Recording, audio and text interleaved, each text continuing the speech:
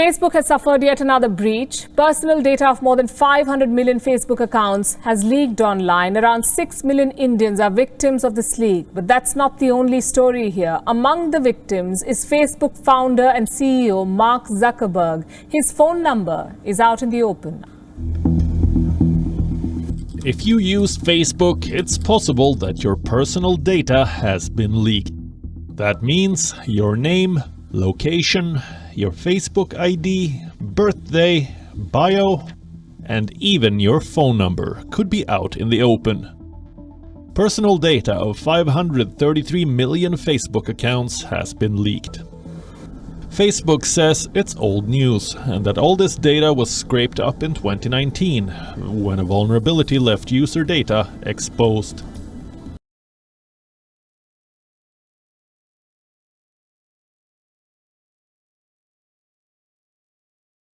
Well, India is reporting its biggest daily surge in coronavirus cases since the pandemic began, crossing the 100,000 mark for the first time.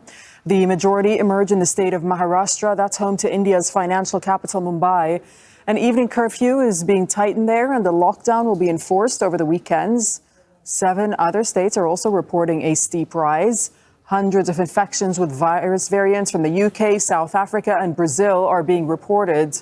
Well, the rise in infections has not stopped politicians, however, from gathering large maskless crowds in election rallies like those. The Prime Minister, Narendra Modi, has held multiple rallies ahead of upcoming regional elections.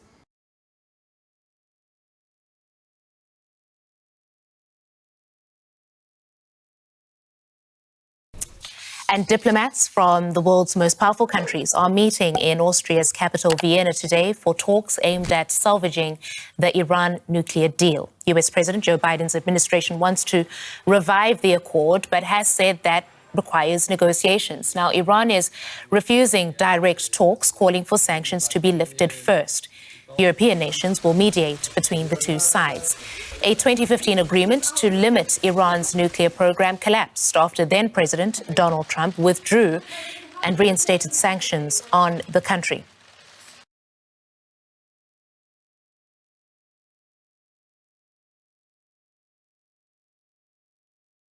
Tensions between China and Japan have escalated once again in an effort to counter China's growing maritime claims over East and South China Seas.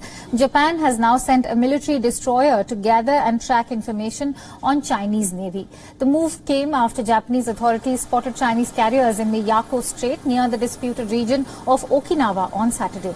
Japan's defense ministry announced on Sunday that China's Liaoning carrier and 5 other warships were spotted near the narrow passageway that separates Okinawa's main island and Miyako Island.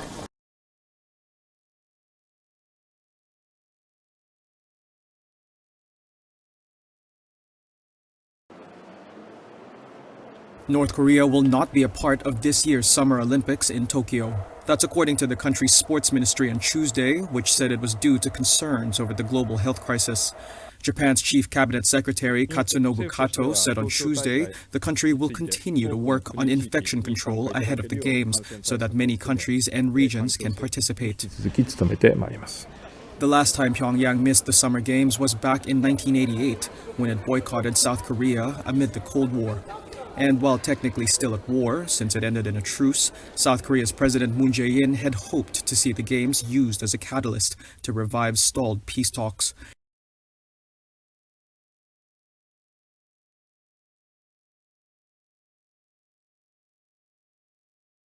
Soldiers patrol the streets of Parma.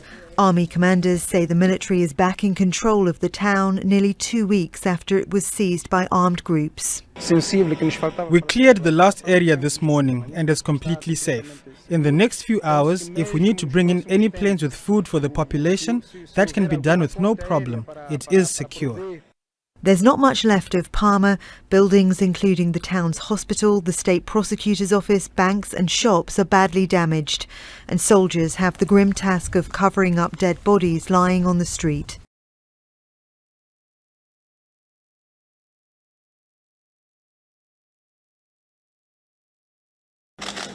Israeli Prime Minister Benjamin Netanyahu's legal and political troubles played out in parallel on Monday at his corruption trial and in the president's residence.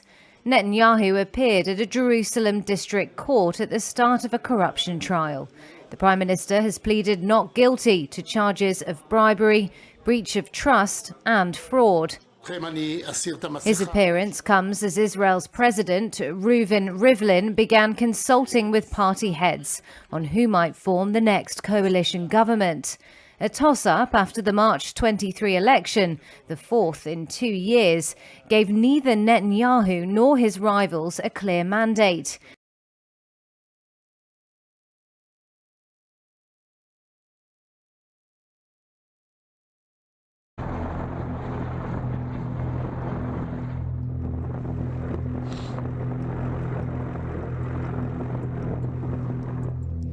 We had 2 new cracks opening up right around where people were walking.